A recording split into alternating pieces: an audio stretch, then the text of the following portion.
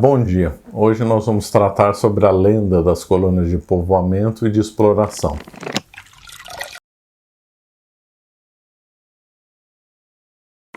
Esse tema aí, colônia de povoamento e exploração, eu acho que quase todo mundo aqui no Brasil, em idade escolar, aprendeu, né? Eu aprendi, acreditei nessa baboseira, né? E defendi com unhas e dentes essa lorota completa. Depois, por causa de estudos, né? Aí eu vi que isso daí era uma bobagem completa. Eu até escrevi, na realidade, meu livro Impérios Coloniais, foi feito justamente para refutar essa lenda das colônias de exploração e da colônia de povoamento. Uma coisa completamente errada. Então hoje nós vamos comentar por que é errado e por que infelizmente isso daí triunfou na historiografia, né, nacional principalmente. Esse termo colônia de exploração e povoamento surgiu no século XIX. Não é um termo que era usado no começo da colonização, não era usado no século XVIII, nem século XVI, nem século XV, nem nenhum século. Só foi o que passou a ser usado no século XIX, no 800. Então ele já começa estranho. Um termo inventado depois, quando já tinha séculos de colonização no mundo inteiro. Então já começa um problema assim, né? Porque normalmente as épocas têm os seus próprios termos para descrevê-las, não precisam emprestar termos de outras épocas.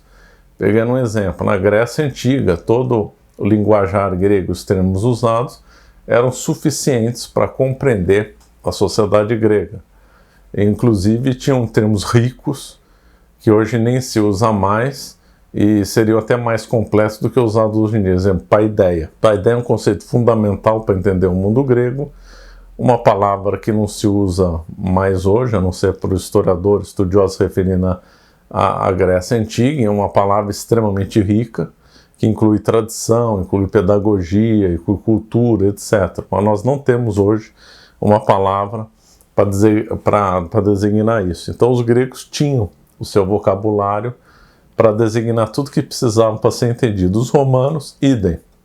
Idade Média, idem. Então ficar criando termos e tentar fazer projeção com o passado já começa bem complicado. Então esse já é um primeiro ponto de crítica. O segundo ponto é que teve alguns historiadores, né, que começaram a sustentar isso, mas teve um principal que foi o Leroy Beaulieu, que na realidade ele era um anglófilo, né? Aliás é raro, né? Francês anglófilo, ele era uma exceção, ele era um anglófilo, e ele tinha um forte preconceito contra o mundo ibérico, que veio dos trabalhos dele, né? Então, ele criou essa visão de um preconceito dele e disseminou essa ideia, dizendo que então haveria as colonizações anglo-saxãs seriam voltadas para o povoamento, preocupadas com o povoamento, preocupadas com o desenvolvimento cultural, tradições, etc. E que o mundo ibérico, na visão do Leroy Beaulieu inferior, teria só montado colônias de exploração, que só visava lucro, só visava oprimir os outros, levar todo o dinheiro para a coroa, etc. Essa visão chegou na mão de marxistas, né?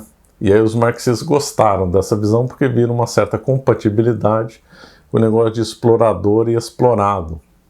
E aí o Caio Prado Júnior, né, um historiador brasileiro que infelizmente tem uma grande fama, que era mais preocupado em defender o comunismo do que estudar a história do Brasil. Essa que é a verdade, ele era um militante comunista que se apresentava como historiador, essa que é a verdade. Uma péssima figura, ele estaria mais ou menos para a historiografia como o Paulo Freire para a educação, essa que é a realidade, né? Então, ele disseminou essa ideia e pegou muito no Brasil. E também não só os comunistas, como também liberais, fanáticos pela Inglaterra, fanáticos pelos Estados Unidos, também gostaram dessa visão, porque essa visão vai ao encontro do que eles acham, que no mundo a solução é perfeita, eles são os melhores, eles não têm defeito, etc. E o mundo latino é pobre, ultrapassado, etc. e tal. Agora, quando a gente vê a história, né, das colônias, a gente vê que, primeiro, essa definição não tem razão de ter que ser completamente abandonada, porque nunca teve colônia de exploração que não tenha tido povoamento e não tenha tido colônia supostamente de povoamento que não tenha tido exploração. Nenhum lugar deixou de ter abuso, porque o homem é da natureza do homem abusar. Quando se faz uso, se tem o abuso, logo já vem o abuso. Então uma visão romântica de separar bom e mal assim não tem. Não tem. E nós podemos, as classificações de colonização são muito mais complexas, umas tiveram um perfil muito melhor que outras, outras foram claramente abusivas, outras não. E aí quando nós vemos entre usar esses termos mais abuso, mais isso, nós vemos que o panorama é completamente diferente do que o Leroy Beaulieu e outros acabaram desenvolvendo, né? Ainda sustentando, porque que... então vamos dar alguns exemplos para ficar claro isso. Então, se as 13 colônias, que é o grande mito, né, da colonização, tivessem sido de povoamento, alguém conseguiria me explicar por que eles não fundaram hospital logo nos primeiros anos? E se o Brasil era uma colônia de exploração, por que fundaram os hospitais logo no começo da colonização?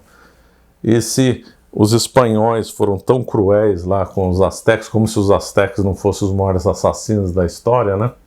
Por que a primeira providência do Cortés foi fundar um hospital lá? E depois fundar escolas, depois fundar universidades. Aqui no Brasil, São Paulo foi fundado com um colégio. São Vicente, logo depois da fundação, foi feito um colégio, já tinha 100 alunos, algum tempo depois. Então, as cidades do Brasil nasceram com Santa Casas de Misericórdia, nasceram com colégios, a cidade do México nasceu com hospital, depois os espanhóis instalaram universidades. Essa é uma visão que já começa a complicar para o lado de dizer que aqui era tudo exploração. Enquanto já tinha universidades no México, os ingleses estavam matando índio nas 13 colônias, essa que é a verdade, né? Então, enquanto lá havia uma integração racial, no México o Cortés já se juntou com mexicas, né? Não se juntou com mexicas, juntou com uma índia, né? A Lama Lindy, se ele fosse racista ele não teria se juntado. Depois houve uma integração racial enorme entre os espanhóis e os astecas, né? O nome certo é mexicas, né? Entre os mexicas. Houve miscigenação no Inca, o Pizarro casou com uma jovem Inca. Então já houve um processo de miscigenação rápida. Nos Estados Unidos não houve processo de miscigenação nenhum. Eles tinham ódio dos índios e viam eles como seres inferiores. Eles não fundaram escola para os índios, eles não fundaram hospitais para os índios, foram para lá expulsar os índios, mataram e escravizaram. Enquanto os espanhóis e portugueses fizeram uma integração com os índios. Aqui no São Paulo era uma cidade mestiça. Aqui as pessoas falavam mais a língua geral do que o português em São Paulo. Aqui São Paulo era a terra dos mamelucos. O mameluco é o mestiço entre branco e índio, né? Depois veio o termo caboclo, mas o termo usado na colônia era mameluco. Aqui São Paulo é uma cidade mameluca. E esses colégios eram fundados para educar justamente os curumins, os filhos dos índios, né? Já vista o trabalho dos jesuítas, São José de Anchieta, Manuel da Nóbrega, Padre Navarro, entre outros, né? Esses trabalhos não aconteceram nas 13 colônias. Então já começa a visão de exploração e colonização já foi por água abaixo. Podemos dar mais um exemplo, que talvez seja o definitivo, né? Quando a gente vai para, por exemplo, vai para Florença, a gente imagina, olha, isso aqui tem um patrimônio histórico, artístico espetacular. Isso aqui deve ter sido uma cidade muito rica no passado, e foi mesmo. Florença foi uma das cidades mais ricas e prósperas do mundo. Quando vai para Veneza, idem, nossa, mas aqui é espetacular, né? Isso aqui no passado deve ter sido uma coisa de louco, né? Tal. E Veneza chegou a ser o lugar mais rico do mundo. Então são exemplos. Se as 13 colônias fossem ricas, eles deveriam ter deixado cidades e um patrimônio arquitetônico à altura do seu desenvolvimento. Lá não tem isso. Não tem nenhuma cidade nas 13 colônias que ombreia com Ouro Preto ou com Cusco, para ficar nesse exemplo, ou com Salvador, para ficar nesse exemplo. Então, o raciocínio de se analisar a arquitetura e as cidades dá justamente o oposto dessa visão do Leroy Beaulieu. Então, as 13 colônias nunca deixaram nenhum patrimônio histórico relevante. Aqui no Brasil tem, e a colonização espanhola também deixou um patrimônio arquitetônico relevante, né? Então nós vemos que essa visão é totalmente falsa. A visão de lucro, que era tudo para voltar lucro para a metrópole, isso daí é uma ilusão, né? Imagina, as pessoas saíam da Península Ibérica arriscando a vida para essas terras, essa que é a verdade. Em determinada época, o índice de mortalidade nos mares era de 20% a 30%, as pessoas arriscavam a vida, né? Lógico que havia muitos soldados da fortuna, havia muita gente que só queria enriquecer, mas havia muita gente que queria realmente plantar sementes da civilização no Brasil e na América Espanhola. Já visto o trabalho grandioso que o Duarte Coelho fez em Pernambuco. As cartas que ele trocou com Dom João III dizem que a vontade dele era povoar aquela terra, né? E não explorar aquela terra. E nós vemos, que eu já falei em outro vídeo, que os Estados Unidos começou como um empreendimento comercial, por uma companhia comercial. A companhia comercial quer lucro, né? Então, é impressionante como essa visão pegou e como é uma visão completamente delirante contra a ordem dos fatos, né? Completamente delirante. Agora poderiam se argumentar, então se é assim, por que os Estados Unidos é rico e o Brasil, o México e tal são pobres? Bom, é por outros fatores. Nós vemos que a riqueza das nações muda muito. Nós estamos assistindo hoje em relação à China. A China, 60 anos atrás, era uma miséria. Quem dissesse que a China, 60 anos atrás, ia virar o segundo lugar mais rico do mundo, poderia falar, falando, está sonhando. E hoje é o segundo lugar mais rico do mundo.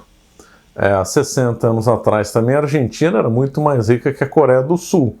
Quem dissesse que dali 60 anos que a Argentina ia virar uma pobreza e a Coreia do Sul viraria pela renda per capita nos lugares mais ricos do mundo, viajou.